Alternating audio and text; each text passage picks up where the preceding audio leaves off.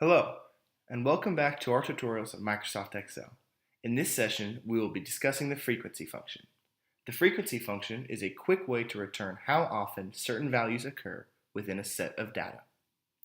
Let's look at our example in Excel. Here are the results of a short survey conducted with 20 students. Each student has answered a number from 1 to 5, and the results are recorded in column C. What I want to know is how many people answered 1, 2, 3, and so forth. In order to do that, we will be using the frequency function. The frequency function is composed of two arguments, the data array and the bins array. The 1 to 5 response scale is the bin, whereas the student's response is the data array. You need to be very careful when using the frequency function. First, you highlight where you want your results to be presented. In this scenario, we want the results to be right next to the bin, presented here in cells G4 to G8. After highlighting the particular set of cells, type in equals frequency. As you can see, a suggestion box that pops up telling you what arguments are needed for the frequency formula. Again, the data array and the bin. Next, you will highlight the data we are analyzing, which in this case is the response column. Then, you will separate the arguments with a comma, highlight the bins, and close the parentheses. What happens, though, if you just hit enter here? As you can see, if I just hit enter, you will only see the answer in the first cell. But we don't want that. We want the answers to be repeated for 2, 3, 4, and 5.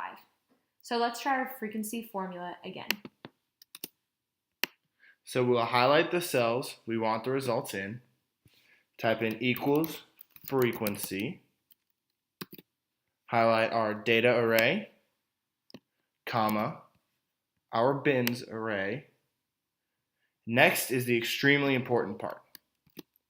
If you are using a Mac, hold Command and Shift at the same time and hit enter. If you are using Windows, you will use Control Shift and enter. Again, if you are using a Mac, use Command Shift enter.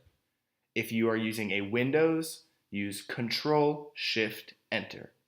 Since we are using a Mac, we will hold Command Shift enter. To double check that I processed all of the recorded responses, I'm going to use a quick sum function, which we covered in one of our earlier videos if you're confused and need to refresh yourself, to sum the number of frequencies for each category.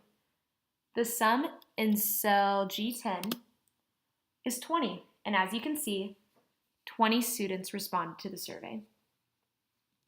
This bin can be placed wherever you would like, such as below the data, to the side of the data, or in another worksheet.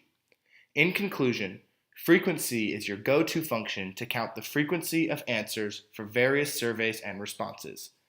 This has been the frequency lesson of our Excel tutorial. Thank you for joining us.